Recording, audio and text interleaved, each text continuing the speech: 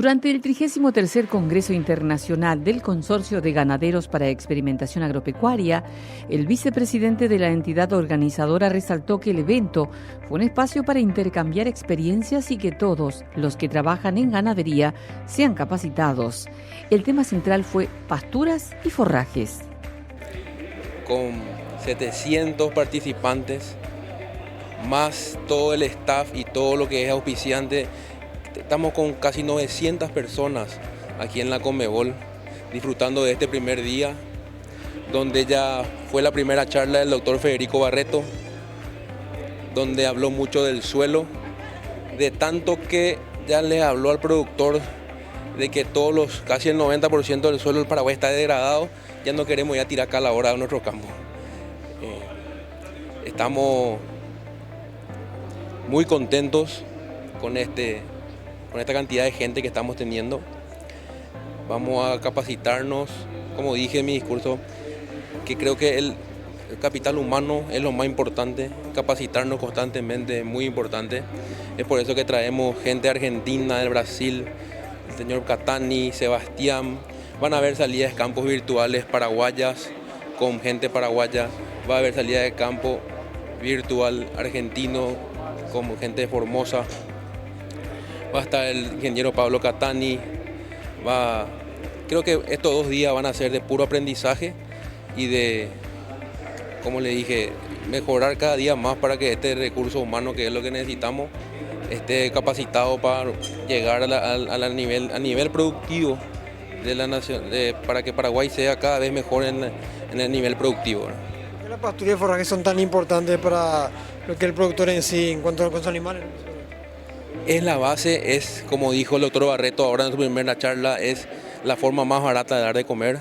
Después los suplementos son lo que agregan y complementan, pero en la pastura tenemos que invertir, que es la forma más barata de dar de comer a los animales.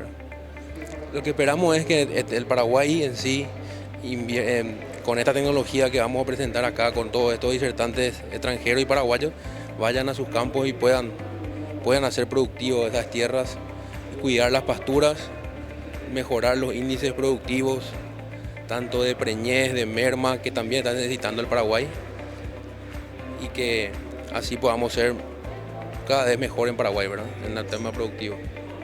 Creo que estamos pidiendo, lo que el SEA siempre se enfocó es en capacitar el recurso humano del paraguayo, ¿verdad?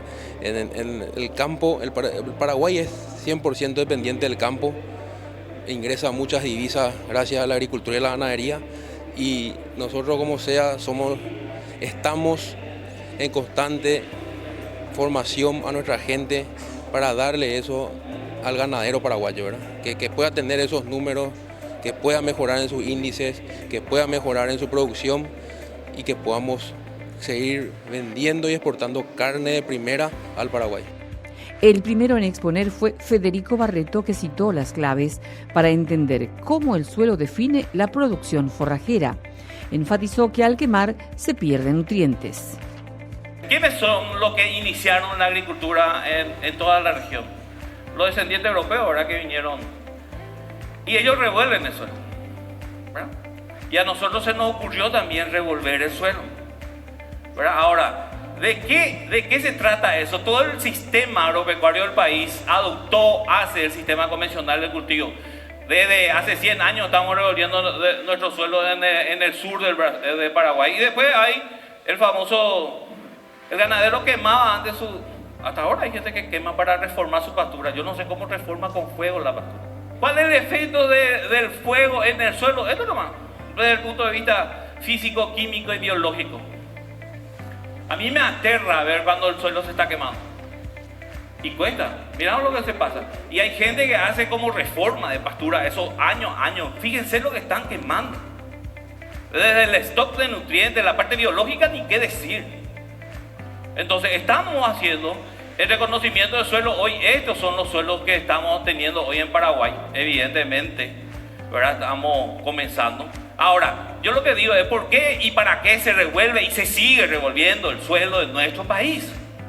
Con la primera arrastra que hicimos, Shalai, desestructuramos, rompimos la estructura. Por eso hoy con una arada, una rastreada podés disminuir 1% de materia orgánica, y para recuperar eso vas a tardar 10 años con un sistema de siembra directa bien consolidado. Ojo, señores, con lo que les estoy diciendo, ¿verdad?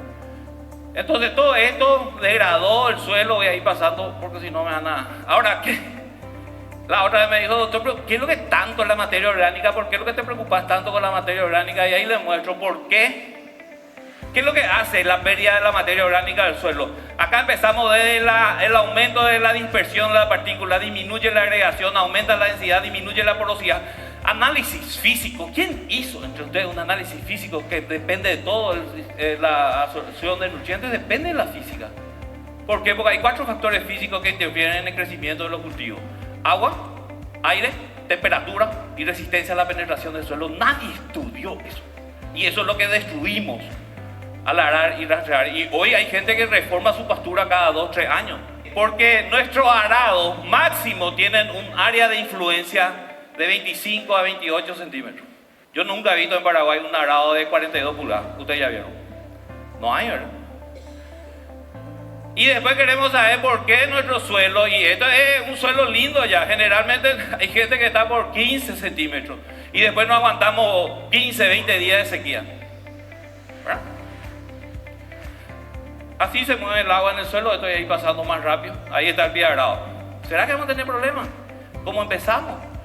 Este es lo que le dije a ustedes. ¿Será que sabemos cuál es la capacidad de campo? ¿Qué es lo que es la capacidad de campo de un suelo? El agua disponible, ¿verdad? El punto más alto de disponibilidad de agua, el punto de marchitez lo bajo, y ahí está el agua disponible. Entre ustedes, ¿quién sabe cómo es la capacidad de campo de su suelo? Uno de los problemas: lluvia de alta intensidad. Te llueve 50 milímetros en media hora fácilmente. Esto genera este golpe en un suelo desnudo. Voy a mostrarle acá. Está comprobado que esa gotita que cae ahí es equivalente a 30 kilos de dinamita pura en el suelo. Destruye eso.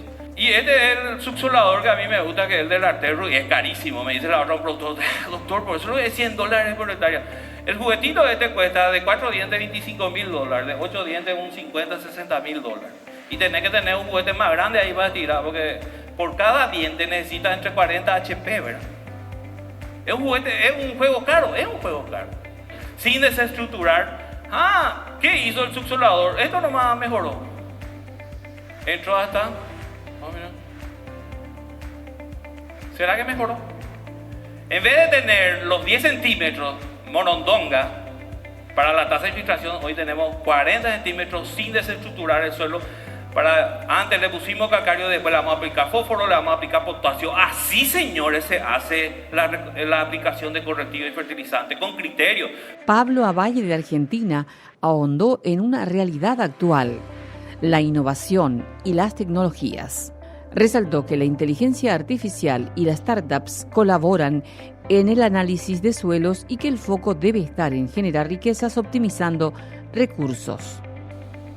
Bueno, pero para que algo ocurra tenemos que cambiar el mindset. ¿Y qué es el mindset? Es la forma de pensar. Si de repente dicen: che, este muñeco me viene a hablar de innovación y todo bien, pero yo mañana tengo que sacar el RIN de no sé qué cosa y tengo que pagar las cuentas y qué sé yo, y esto queda acá, bueno, vamos frito. Porque justamente nosotros en el laboratorio que dirijo, es el laboratorio de innovación, pero decimos que entrenamos en realidad y no enseñamos. Porque en definitiva se entrena y hay una diferencia sustancial en entrenar y enseñar. Enseñar, yo podría dar una charla, ya está, nos vamos, qué sé yo, lo lindo es entrenar. Acá no voy a tener la oportunidad, o sea, va a depender de ustedes que se entrenen. ¿Y qué es entrenar? Estar curiosos, leer, interactuar con emprendedores, acercarse al mundo científico, poner una fichita. Eso es entrenar, es hackear las cosas, intentar hackear las cosas, de que las cosas como las conocemos hoy están para ser cambiadas. Todo bueno, no es todo bueno. Lo importante es uno ejercitar ese mindset para descifrar qué es bueno y qué no. Mayor eficiencia en producción, más kilos, más revenue, más ingresos, conquistar nuevos mercados, desde acá conquistar nuevos mercados. Descomoditizar la carne, hoy tenemos tecnología para descomoditizar. Digo, ¿por qué vendemos todo lo mismo? Si de repente podemos dar fe de dónde nació y cómo se crió, incluso qué genética tiene. Generar beneficios intangibles de nuestro capital. Tenemos un montón de capital, estamos para arriba de capital. ¿De qué manera podemos generar lo intangible? Digo, haciendo coseguros, usando blockchain, de alguna manera Nos tenemos que rebuscar para generar más riqueza con lo que ya tenemos. O, como que decían en la ponencia anterior, Pablo, digo, generar mucho más producción con la misma tierra. Ser protagonista de un cambio de paradigma, cambiar el PBI paraguayo, digo, de alguna manera tenemos el para qué bastante claro y el por qué porque no queda otra. ¿Está bien? Ya no sé si es una cuestión de elección, para mí ya no queda otra. Y para darle un poquito más, por suerte tengo los mismos números que Pablo, el profesor anterior. O sea, más o menos lo podemos comparar y son los mismos números respecto a hacia dónde vamos en el 2050 en términos de cantidad de habitantes en el mundo, la necesidad de generar más alimentos. No tenemos otro mundo, es el único que hicieron. ¿Está bien? Por ahora no podemos fabricar en otro lugar que no sea acá, con lo cual no podemos usar más, tenemos que ser más eficientes usando el que tenemos, usando menos agua, y generando menos huella de carbono. Todo lo que es tecnología aplicada al agro y los alimentos se enmarca en un paraguas llamado AgriFoodTech, ¿verdad? ¿Qué pasa a nivel mundial? Hay una inversión más o menos de 16 millones a nivel global. Fíjense, Estados Unidos lidera, India, ojo con India, está metiendo mucho capital en esto. ¿Y qué pasa a nivel local? Muy rápido. Esto, creo que el último informe tiene 2 años, pero fíjense, Argentina, Brasil, México liderando como esas inversiones. Estos son startups que están trabajando del último relevamiento que se hicieron. Esto pasó en junio en San Pablo, en el World Agritech, convención que les recomiendo ir. Digo, hay muchas startups que están trabajando, cada uno es un lobito, ¿no? Y vamos a entrar en inteligencia artificial, porque ya digo que me quedo sin tiempo, que la inteligencia artificial es una rama de la informática que desarrolla sistemas capaces de desarrollar tareas que si las tuviese que hacer un humano necesitaría inteligencia. ¿Está bien? Claro, sí o sí. Y hay un journal que para el que le interese también lo dejo para que investiguen, donde aparecen un montón de investigaciones relacionadas a la inteligencia artificial aplicada al agro. Sumamente interesante. Startups que están trabajando, imposible que lean eso, ¿no? Pero para que se den una idea de la dimensión y lo dinámico que está esto. Y esto, que tiene un tiempito, ya lo pueden intentar con más logos. Cada vez proliferan más startups trabajando en este tipo de temas. En donde de alguna manera tiene unas redes neuronales y un sistema, un algoritmo atrás, que lo que hace es detectar las malezas a medida que va pasando la pulverización y hace la pulverización selectiva. Y genera ahorros de 70, 80 o hasta 90% de agroquímicos aplicados, ¿verdad?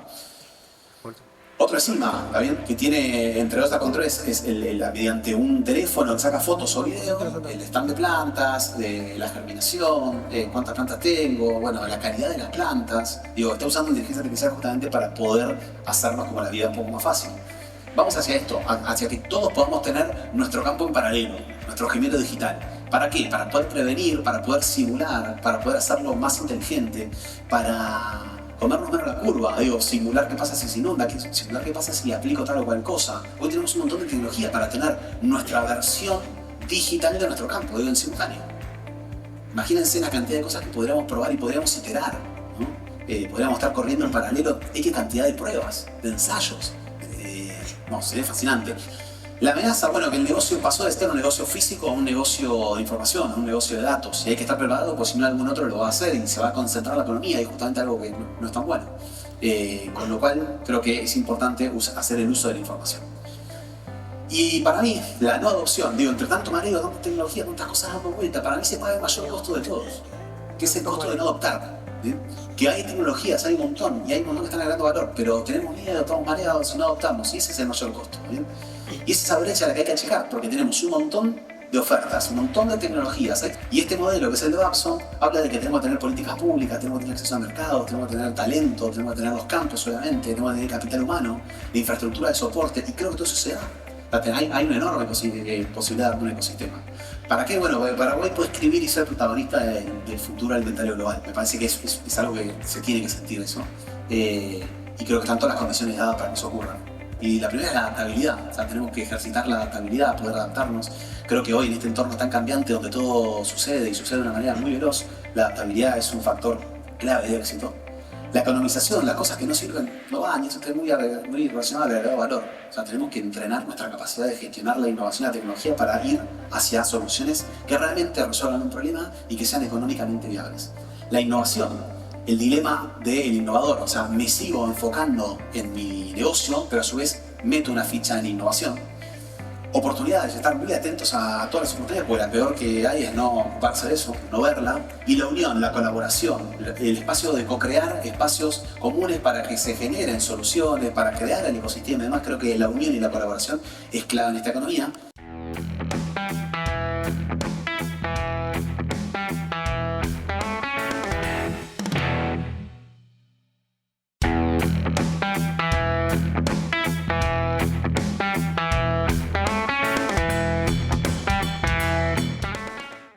El manejo correcto de pasturas degradadas y afectadas por las hormigas fue el tema desarrollado por Daniel Binns en la última edición del Congreso SEA. El disertante señaló los tipos de insectos, en qué momento y de qué manera combatirlos de forma eficiente. Otro trabajo, el rendimiento y calidad de diferentes frecuencias e intensidades en 4 panicums. Tenemos el Masai, el Miyagi, el Tamani y el Suri.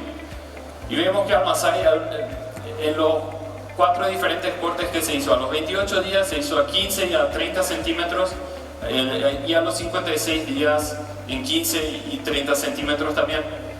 El Masai, su mayor rendimiento tuvo con 28 días y 30 centímetros, pero la mayor proteína bruta tuvo a los 56 días con 15 centímetros. En el Chaco tenemos estos 2 tipos de hormigas que atacan nuestras pasturas, Acromyrmex ladolti y Atta labiegata, Aqueque y Saúl. Tenemos los nidos de tubito, que es el Aqueque, y los nidos de minas, que son las Isaú. Las Aqueque se alimentan netamente de gramíneas, mientras que las Isaú pueden alimentarse de gramíneas como de arbustivas, que muchas veces pensamos que bueno, comen otras cosas también, algo que nos molesta muchas veces los arbustos, pero en el momento de controlarlas, ellas pueden dejar de consumir pasto y pueden enfocarse en consumir arbustivas, y entonces nosotros con eso no tenemos muchas veces un buen control. En este ensayo estudiamos 120 nidos de hormigas, lo identificamos con puntos GPS y siempre íbamos a controlar. Las hormigas no comen el pasto, las hormigas comen el hongo que ellos alimentan con el pasto que forrajean. Muchas veces confundimos, queremos decir que están comiendo el pasto, pero no es así. Ellas cuando trabajan, las Isaú, que tienen el nido grande, llegan a caminar 900 metros para forrajear. Nosotros comparamos en estos 120 nidos las 4 diferentes estaciones para saber decirle al productor, en este momento hace esto y en este otro momento hace otra cosa. Comparamos el cebo casero, que allá a muchos seguro les es conocido, el maíz quebrado, y la pulverización de área completa. El cebo y la pulverización ambos fueron hechos con tiametoxam. Con fipronil sabemos que se trabaja mucho con tiametoxam. En los últimos años estamos trabajando mucho más, tenemos una mejor eficiencia. En el fipronil, si hacemos una pulverización, llegamos a 5 meses de eficiencia de que el tránsito de hormigas en la parcela sea bajo, mientras que con el tiametoxam, con una pulverización en buen momento, estamos llegando a más de 1 año. Con el cebo, ¿por qué hacemos con el maíz quebrado con tiametoxam? Porque si la mezcla la hace alguien a campo, muchas veces en el apuro, en el afán de terminar el trabajo, no se cuida la dosis, y como el fipronil es un insecticida de contacto, si alzamos mucha la dosis, el maíz no llega al nido, y si no llega al nido, solo estamos matando las forrajeras. Si hacemos la pulverización del tiametoxam con pastura verde, que era la situación que teníamos en ese momento, ahí tenemos un control excepcional. Sabemos que no las vamos a bajar a cero. Hasta ahora no encontramos el método de mantenerlas en cero, pero con esos métodos sabemos que en el invierno una pulverización está acá casi última, 146, bajamos unas 10 hormigas y pagamos lo mismo que pagamos en verano. Manchas, calvas, áreas improductivas, cuidar las elevaciones. Si tenemos esas elevaciones con un trabajo mecánico, yo sé que no solucionamos el suelo, pero si hacemos un aireador o algunas púas le hacemos pasar, puede infiltrar, queda más tiempo el agua. El suelo igual hay que analizar, hay que corregir, como entendimos ya ayer, pero esto es para hacer pasar, para que entren hojas, para que entre materia orgánica en esa parte y ayuda a mejorar. Los fardos, si es que estamos alimentando, se pueden ubicar en las manchas calvas. Vimos muy buenos resultados con eso. Y en lugares de napa freática alta, utilizar las pasturas que ingresan ahí, que saben resistir esta situación, grama rhodes, como también ayer fue mencionado. Sistema intensivo versus convencional. Después de un año podemos decir que el sistema intensivo mejoró la cosecha y una buena acumulación de forraje. Tuvimos más plantas por metro cuadrado. Al primer año mejoró la resistencia a la compactación. Y en cuestiones de mayor producción de carne, también el sistema intensivo obtuvo mejores resultados. Y en el control de hormigas, quiero decirles que si buscamos el control con tiametoxam, pulverización con hojas verdes, este año, por ejemplo, el invierno hubiésemos tenido hojas verdes, así que el estudio hubiese salido en todos los momentos que una pulverización iba a tener buen control. Así que hojas verdes, no piensen en verano, invierno, hojas verdes, y el control de cebo para los momentos donde no tenemos muchas hojas verdes.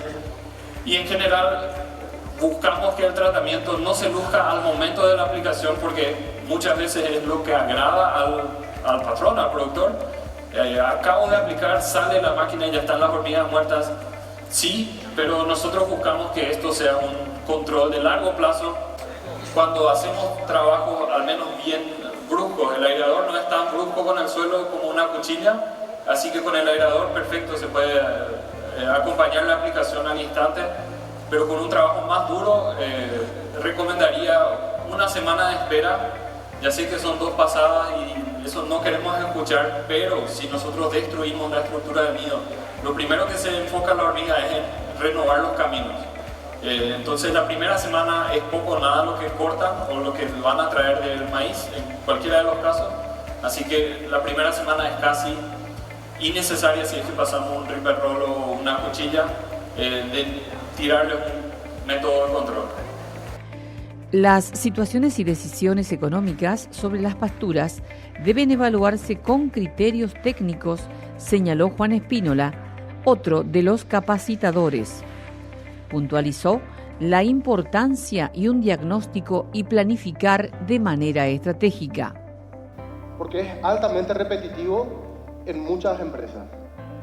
Las disponibilidades de caja bajan, siempre tenemos una propiedad que trae un alto valor o que le da una cierta solvencia a la empresa, y vemos que las deudas de corto y largo plazo empiezan a crecer. Cuando hacemos nuestras variaciones patrimoniales en el tiempo, tenemos una foto de inicio, una foto de cierre, y vemos cómo se movieron esos. Estos se pudieron haber básicamente movido porque ahí empezamos a tomar decisiones con la caja. Cuando estamos con caja prestada, empezamos a cortar el contratista, los primeros recortes que hacemos son los mantenimientos de pastura, las cosas que tienen impacto directo en la producción. Y muchas veces decimos entre nosotros, pero de forma riéndonos, el famoso rico güey. Alto patrimonio, pero poca disponibilidad, ¿verdad?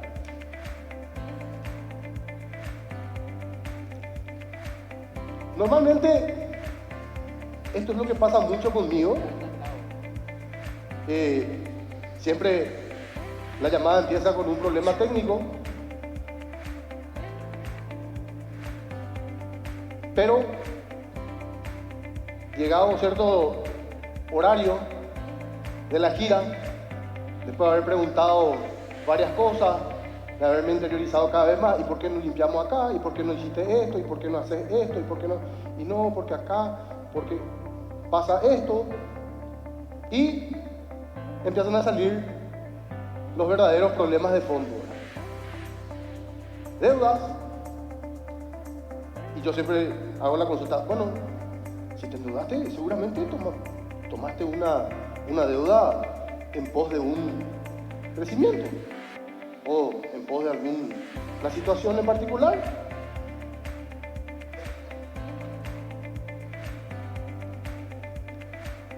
Los problemas de acuerdo, muchos problemas de traspaso generacional, donde la persona que muchas veces me llama no es finalmente la tomadora de decisiones. Entonces, siempre está o el papá, o el tío, o el primo, o alguien que está al frente de la empresa y básicamente no da lugar o espacio a una nueva opinión o una nueva forma de ver las cosas, ¿verdad? Y todo esto realmente termina cayendo en una falta de planificación estratégica, ¿verdad? Si yo tomo deuda, a mí la deuda personalmente me parece una ayuda espectacular. Uno tiene que saber tomar la deuda nomás. Y para eso es muy importante tener el número bien claro desde el punto de vista financiero. ¿Qué capacidad de generación tengo yo de última línea? Y última línea en términos financieros. Para poder decir, che, yo voy a tomar este porcentaje de la última línea. La política de la empresa es, sobre esta última línea, tanto por ciento podemos tomar de deuda. Ah, bueno, listo. Si ese número, el 100% es 100, bueno, usemos 5 para tomar una deuda de 10 años y hagamos las mejoras o inversiones que la planificación estratégica me invita a hacerla con un objetivo claro. No, resulta ser que el famoso dicho, no, apareció la oportunidad del vecino, apareció la oportunidad de crecer. Esperan un poco. Vamos a definir crecer. Crecer no siempre tiene que ser tener más hectáreas, tener más cabezas, tener más... No podemos crecer en proceso. Lo que hablaba Martín Filarti ayer me pareció espectacular. Empezaron a crecer en forma vertical. ¿Por qué el crecimiento tiene que ser siempre horizontal? No cuestiono, pero pregúntense, es bueno cuestionarse cada tanto eso. Tampoco importa mucho el camino que tomes. ¿Dónde estoy hoy? ¿Dónde quiero estar? ¿Y cómo lo voy a hacer? Esas son las preguntas que tiene que responder nuestra planificación estratégica. Paso a contarle un poquitito lo que es en Paraguay. Esto lo encontré en más biomas. Les soy bien honesto, yo no soy ningún investigador. No, las cosas que van a ver acá son bien criollas, bien prácticas. Este tema me hizo buscar varias cosas que de repente no las tenía en el radar. Pero es básicamente un lindo mapa bastante ilustrativo que nos muestra un poquitito lo que fue ocurriendo con el tiempo y cómo migró básicamente la evolución del uso agropecuario de la tierra entre el 85 y el 2002. Un aumento importante, lógicamente, como podemos ver en el desarrollo de pastura en el Chaco, desde mi punto de vista, buenísimo, excelente, súper positivo, pero también nos trae ciertos desafíos y ciertas responsabilidades. Cuando tratamos de baja cobertura de pasto, menor al 60%, la primera regla siempre es poner pasto. Ahí no escatimamos lo que es semilla. Esa baja cobertura por falta de densidad de pasto, tenemos todas estas alternativas. Y cuando es por alta infestación, nos vamos a básicamente intervenciones más pesadas. Esto es en el caso de los aireadores, donde básicamente la cobertura, solamente la parte superficial, es la que está afectada, donde necesita solamente una pequeña remoción para poder darle aireación y oxigenación a esas plantas que están más achicharradas.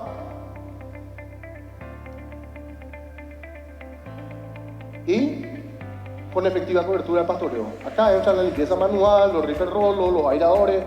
Eso es mucho más sencillo cuando tenemos cobertura. Ahí es cualquier cosa puede ser útil, básicamente, ¿verdad? Cuando estamos hablando con cobertura de pasto y ligera infestación de malezas, los dos casos, ¿verdad?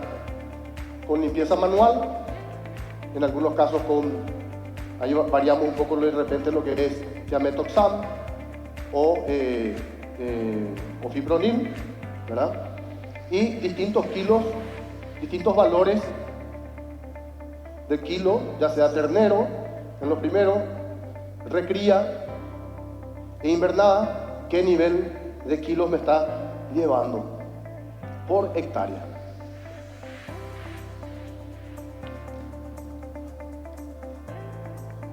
Esto también lo tenemos en la revista. Sin buena cobertura de pasto, baja infestación de malezas, tenemos los aireadores con lo que es semilla, y si es que tiene cobertura, no tiro ni 1 kilo de semilla, ni uno solo, porque no es necesario. Con cobertura de pasto y alta infestación de malezas, básicamente entramos con los rolos cuchillas, que son un poco más caros, pero me llevan solamente en torno a un promedio de 40 kilos en el peor de los casos. En ese caso, los sistemas de mantenimiento serían el 50%, 30% mecánico y 20% mecánico pesado. Estaríamos en torno a 1000 hectáreas, un costo de 160.000 guaraníes por hectárea total de pastura. En el caso intermedio, 549.000 guaraníes por hectárea intervenida, lo cual hace sobre 1000 hectáreas 192.000 guaraníes, ¿verdad? Ahí se invierte un poco más lo que son los tipos de mantenimiento, mecánico intermedio y mecánico pesado. Y los casos críticos se van a 215.000 guaraníes sobre el total de pasturas, y eso básicamente, lógicamente, requiere de un ajuste urgente de carga para poder estabilizar eso. Bueno, esto sí voy a pasar ya más rápido. Las épocas de intervenciones, eso está todo también en el... Esto es algo que ayuda muchísimo, los mapeos de situación, para poder entender cómo van a funcionar futuramente los potreros en un diagrama de producción, ¿verdad?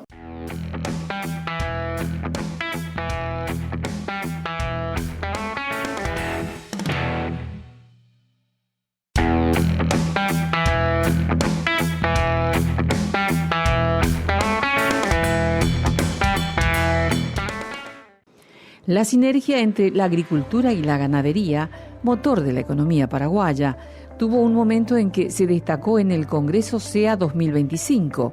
El brasileño Paulo de Faccio expuso que hay que aprovechar la cantidad de tierra disponible y producir más alimentos.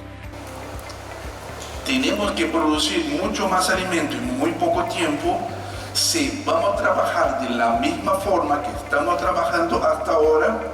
Sería necesario más o menos 600 millones de hectáreas en el mundo, 2 Indias, de incremento de espacio en agricultura y ganadería para producir la cantidad que necesitamos, más hasta 2050, 2070, dependiendo. Así que tenemos que producir más, pero no con expansión de tierra y hacer producciones con mitigación de gases de efecto invernadero. Eso se traduce como tenemos que hacer diferente. Hay pocas situaciones en donde uno puede imaginar un incremento sobre la misma hectárea, se incrementar 50% de producción de alimentos. Hay muy pocas soluciones a esto. Nosotros trabajamos en una proposición de solución. Para hacer una ilustración de extremos de especialización, esos son cultivos de arroz. A izquierda es un sitio cerca de Tokio, al norte de Tokio, que se llama Tsukuba. A derecha es Porto Alegre. Las dos situaciones agrícolas son casi exactamente la misma, es decir, producen un cultivo, una cosecha de arroz por año. En la hectárea produce uno. una cosecha por año. Y entre los arroz no hacen nada, muy especializado. Aunque estamos hablando de Japón y de Brasil, que son ecosistemas muy distintos, por supuesto. Porque las heces son la desconexión del carbono, nitrógeno, fósforo, eso alguien tiene que reconectar, una vez más. Eso es un poco la vida, el reciclaje, la base del reciclaje de nutrientes, desacoplaje, acoplaje. Alguien tiene que hacer de nuevo. Y así estamos.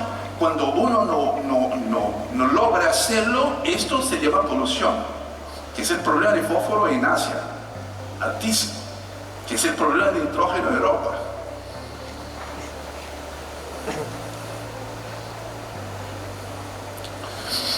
Esa es una historia muy reciente, que me gusta mucho, que es como si nosotros fuéramos en un doctor, en un médico, para ver cómo estamos de salud. Y eso es la salud de la Tierra, ¿no? Solo dos variables con respecto a los cambios climáticos. Lo de abajo muy interesante son los flujos biogeoquímicos. Bueno, estamos mal. Para que tengan una idea, en términos de nitrógeno, en los años 60, para cada 100 kilos de nitrógeno que utilizábamos en la agricultura, las plantas utilizaban 70. Ahora en promedio global, las plantas utilizan menos de 25%. ¿Y dónde va el otro? Se va. Esa es la polución. Así que los sistemas de producción de alimentos tienen que ser intensivos. Ok, está bien, se va a utilizar fertilizantes, bárbaro, pero tienen que ciclar. Si no, es un problema ambiental. Siempre fue la base, desde siempre, de la producción de alimentos. En casi todas las regiones del mundo, estos sistemas están desapareciendo, ¿okay? Porque los sistemas están cada vez más especializados. Hay algunas regiones del mundo donde no. Y hay Brasil, que es una de las regiones en donde estás incrementando más o menos 1 millón de hectáreas por año, desde los años 2000, ¿no? Y Río Grande, donde vivo yo, es donde tiene la mayor proporción de fincas con integración comparada a fincas especializadas. Nosotros estamos con 31% de las fincas con integración. Y desde 2010 el gobierno brasileño empezó sobre el tema de los cambios climáticos a proponer ciertas tecnologías que son reconocidas como mitigadoras de gases de efecto invernadero y la integración ganadería con agricultura es una de ellas. Estamos en un momento ahora de 2020 a 2030 con un objetivo de incremento de 10 millones de hectáreas en esto, porque hay recursos, hay crédito en este sitio de mucha alta producción de soja, de suelos muy fértiles. Hicimos un ensayo para que la pregunta era si el ganado sería un problema, son solo pesados, solo con más del 50% de arcilla. Ese suelo de este ensayo tiene 56% de arcilla, ¿okay? Y ponemos animales en las rotaciones con soja para contestar la pregunta si el ganado sería o no un problema, ¿no? Y acá son cosas que logramos tener si tenemos animales en la rotación, cosas que aunque uno pueda pensar que la siembra directa es ok, y es ok, que podemos tener rotaciones diversas también es ok, pero este efecto, cuando se tiene rotaciones con animales, eso mimetiza con nada. Tiene que tener pastura y tiene que tener animales en pastoreo. Ni mismo la cobertura de avena y de ryegrass con pastura, si no tiene el animal en pastoreo, eso no se pasa.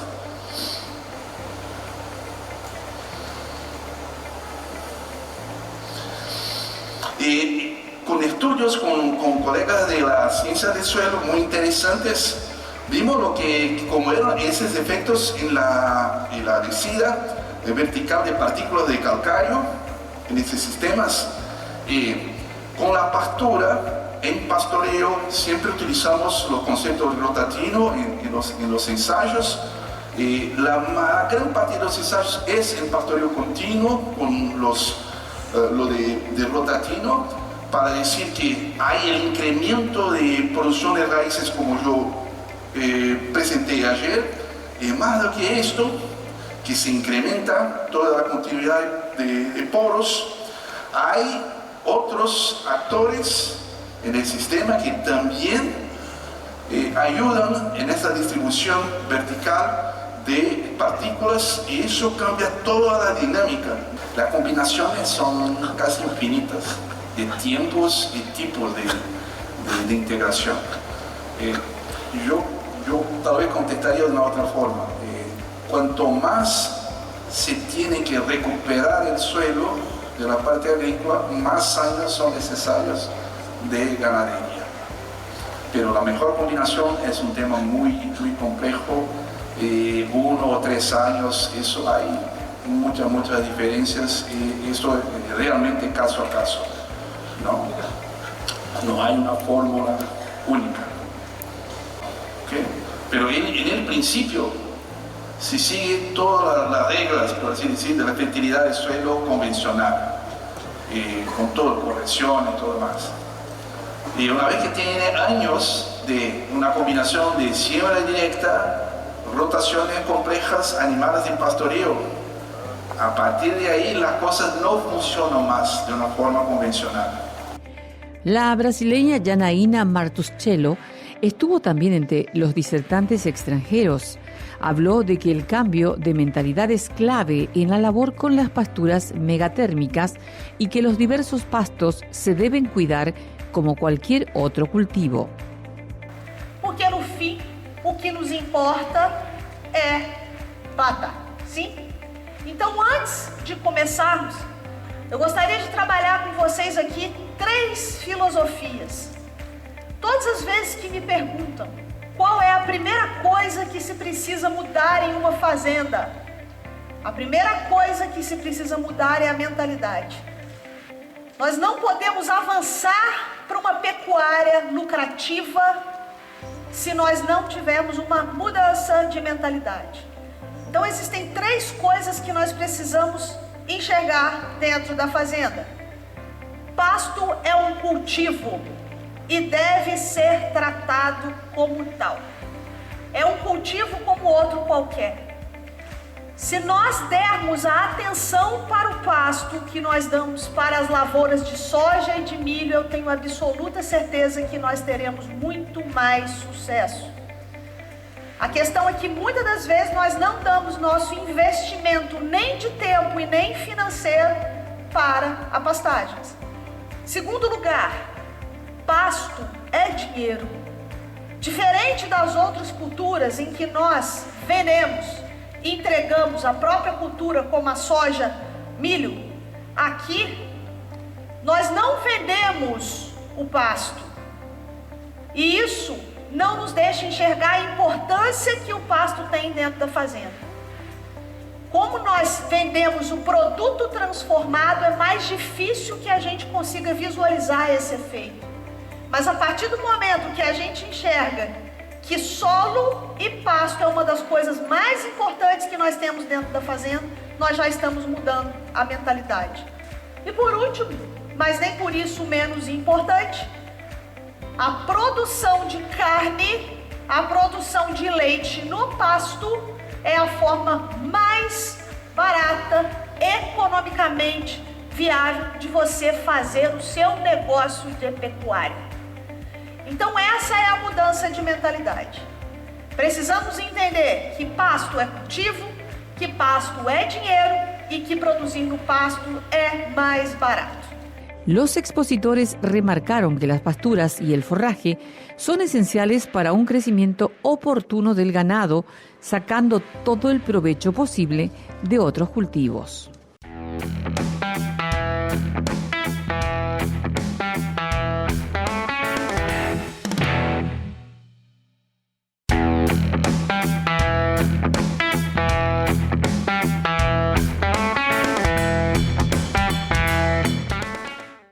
En el último día del Congreso SEA se proyectó un material audiovisual que ejemplifica métodos solventes de una estancia agropecuaria de Argentina.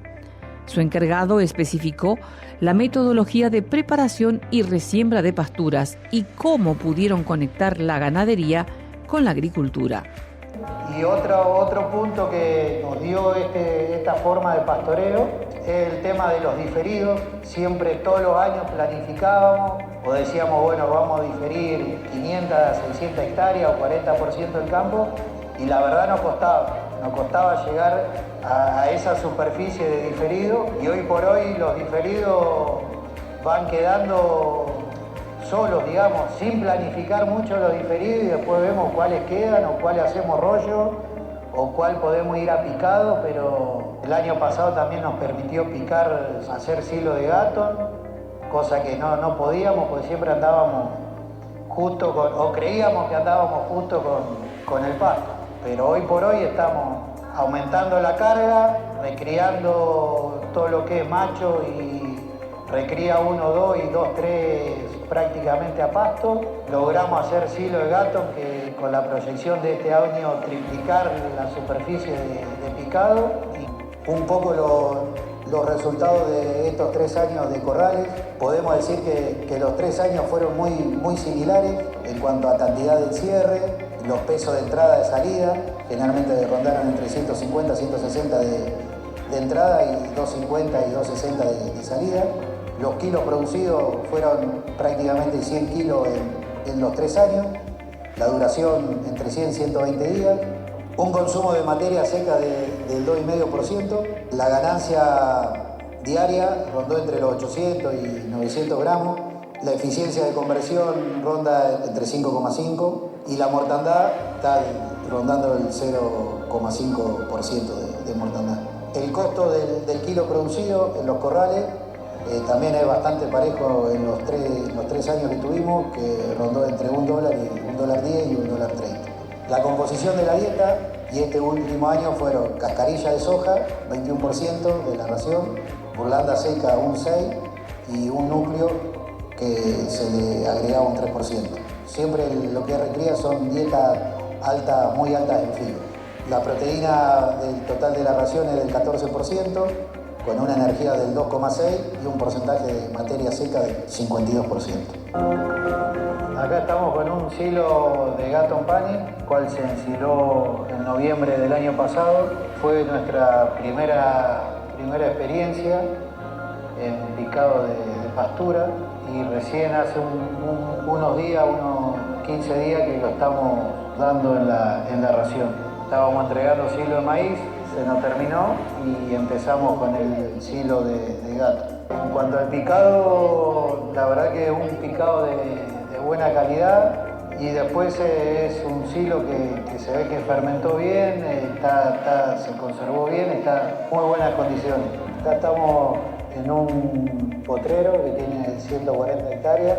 Este lote tuvo un cambio de uso de suelo en el 2019 y en el 2020 se intervino habilitándolo, más que nada juntando todo el tema de un despale, se le hizo, y de ahí ya no tuvo más intervenciones hasta el día de hoy. Se vino el renoval, todo lo que es maleza leñosa invadió fuertemente, y hoy estamos controlando con una pala cargadora a la cual le colocamos un rastrillo. Vamos haciendo un sistema de amontonado de renoval, de galletas, que le llamamos acá, para luego ralear un poco el lote, sacar lo más pesado y lo más liviano que va quedando. La idea es hacer otra intervención con una rome pesada o una rastra, o algún control químico a las leñosas más chicas que quedan. Esto fue tan agresivo por el tema de seca, posiblemente también algo de sobrepastoreo. Si quemamos la galleta y hacemos intervención química, sería pensando en un lote ganadero, o si ya entramos con otra herramienta, por ejemplo una rome, y logramos mover el suelo, ya podemos pensar en un lote ganadero agriculturizado, que le decimos acá, que ya nos permitiría hacer rollo o algún otro manejo de mantenimiento, como una desmalezada. Pero el resultado que nos está dando la pala estos años contra el rolo, la verdad que la pala está reemplazando el rolo hoy en día. Por el tema de utilidad del mantenimiento. Una vez que se rola, después viene peor el rebrote luego del rolado. Y el costo de intervención de esto hoy nos cuesta 10 litros de combustible. Servicio de contratista de este laburo, de este trabajo, son $120. Hace entre 10 y 2 hectáreas por día.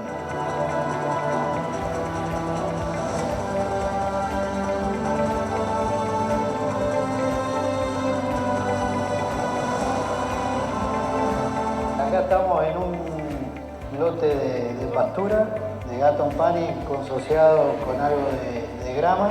La idea acá es mostrar un poco el control de renovales que hacemos, más que nada el control químico. En este lote particularmente es un lote que tiene el 90% de los renovales son vinales, una de las leñosas más complicadas que tenemos, de las más difíciles de controlar y la más invasiva. Este potrero decidimos hacerle un control químico porque es un lote que se nos ensució bastante, ya tiene un tamaño considerable, prácticamente 2 metros de altura, algunas partes, 1,5 metros. Y acá le hicimos un tratamiento con una aplicación aérea del producto Sendero a una dosis de 2 litros de este producto más medio litro de piclorato. Con sulfato de amonio agregamos y algún coadyuvante. En este caso fue aceite metilado.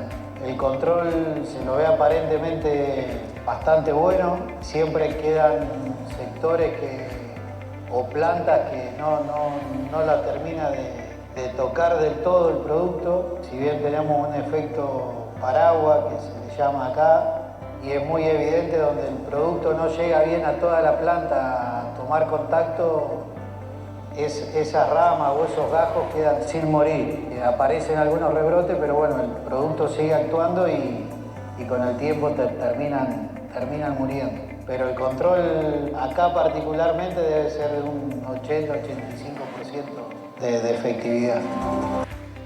¿Por qué rastra pesada y no rolo cuchilla? La rastra pesada en realidad usamos la rastra pesada en los lotes que los vamos a agriculturizar, le decimos nosotros. Por más que sigan en ganadería, tratamos de moverlos 1 o 2 manos, de espalarlo y después, depende cómo quede, se le hace un rabasto. Pero el tema de la rastra pesada es por eso, porque con el rolo cuchilla no tendríamos ese efecto. No hay rebrotes de troncos que quedaron o de un renoval cortado que rebrotó, sino de plantas nuevas.